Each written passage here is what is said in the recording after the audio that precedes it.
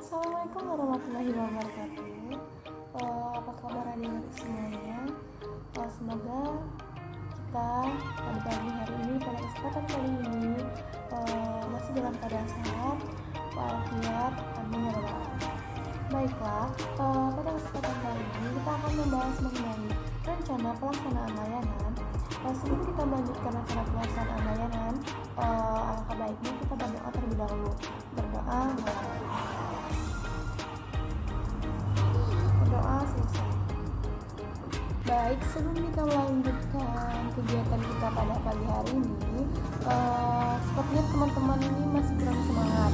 Alangkah baiknya kita melakukan eksperiment terlebih dahulu agar supaya kalian dan teman-teman sekaliannya bisa semangat kembali. Oke?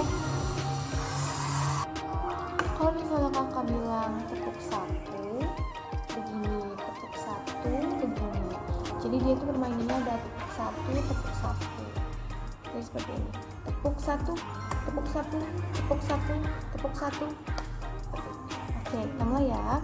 Baiklah, sekali lagi, tepuk satu, tepuk satu, tepuk satu, tepuk satu. Baiklah, tujuan dari kegiatan kita pada pagi hari ini yaitu untuk mengetahui apa saja sih rencana pelaksanaan layanan kita yang akan kita bahas nanti. Sebelumnya di sini kakak perkenalkan diri, nama kakak Neti Herawati. Selanjutnya waktu kita sekitar 10 menitan saja sampai hingga selesai. Jadi di sini apakah teman-teman sudah siap untuk mengikuti dan mendengarkan apa saja materi-materi pelaksanaan layanan yang akan kita bahas nanti. Sebelumnya di sini kakak akan perkenalan terlebih dahulu. Perkenalkan, nama kakak Neti Herawati.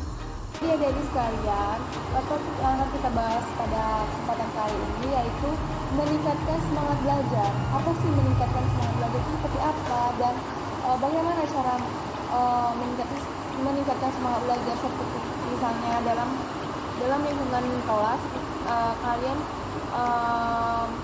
mengikuti pelajaran itu biar supaya semangat itu bagaimana. Jadi dan ada juga alternatif penting yang perlu dilakukan supaya kalian itu bersemangat lagi belajar, dan ada langkah-langkah dalam mengikuti pembelajaran di dalam kelas supaya bersemangat, dan juga apresiasi apa saja yang bisa kalian lakukan. Baik, jadi di sini seringkali guru itu memberikan atau mengingatkan siswa untuk selalu tetap selalu semangat dalam mengerjakan tugas. Mungkin ada sebagian siswa itu yang kurang bersemangat dalam melakukan kegiatan yang ada di dalam lingkungan kelas maupun belajar. Jadi itu tergantung dalam diri kita sendiri. Kalau misalnya diri kita niat kita baik, maka dalam kita melakukan sesuatu itu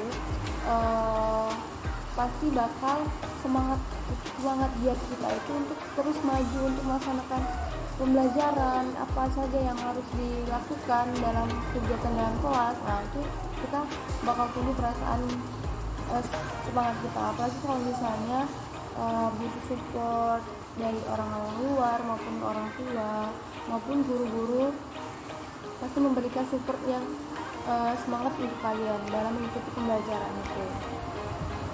Nah, jadi kalau misalnya kalian kurang semangat, berarti niatkan lagi dalam diri kalian bagaimana. Insya Allah nanti bakal tumbuh semangat kalian, gairah kalian dalam mengikuti kegiatan itu bakal tercapai.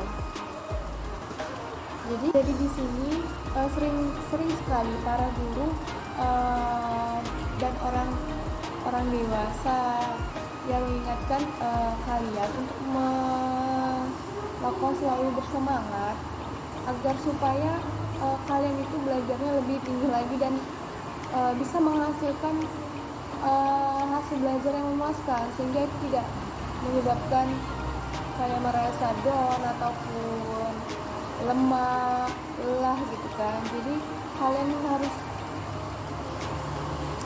melakukan ke dalam diri kalian sendiri supaya kalian itu harus tetap semangat walaupun dalam keadaan terpuruk, bahkan lemah lah gitu bisa dibilang kan. Jadi kalian harus semangat gitu. Pasti banyak support dari guru, orang tua maupun teman-teman dekat.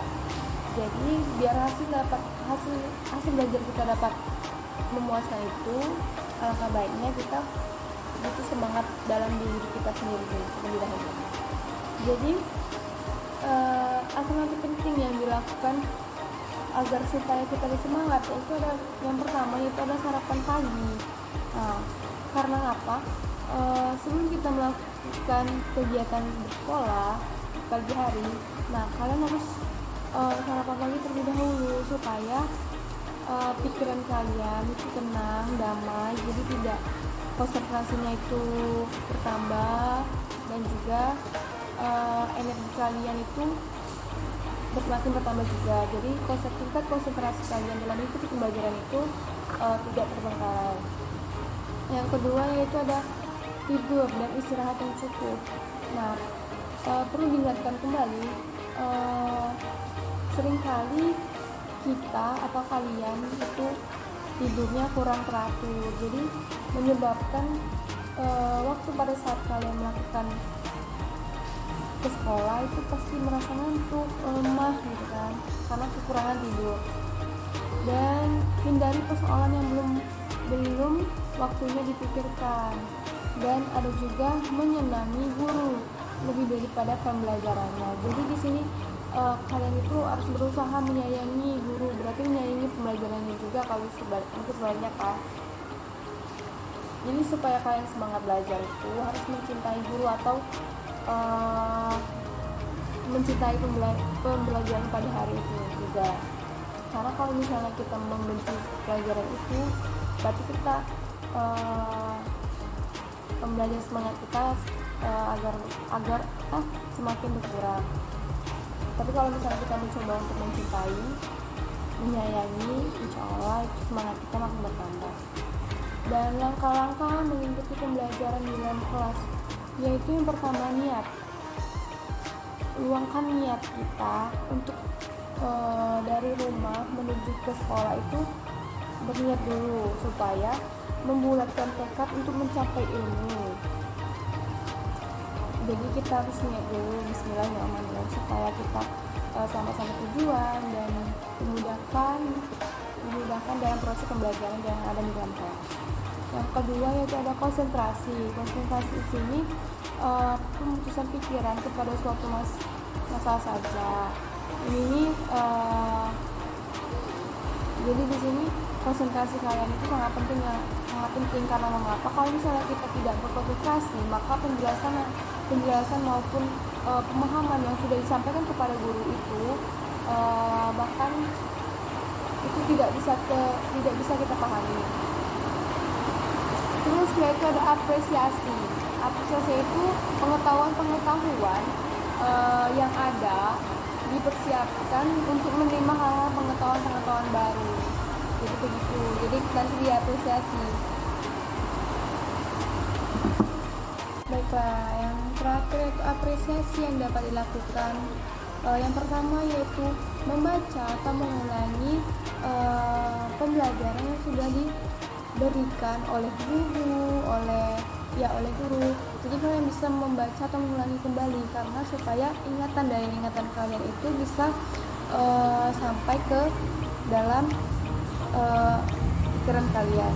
Jadi yang kedua, membaca kembali materi supaya sewaktu-waktu guru itu menerangkan materi tersebut, itu akan memudahkan kalian untuk menangkapnya atau merangkainya.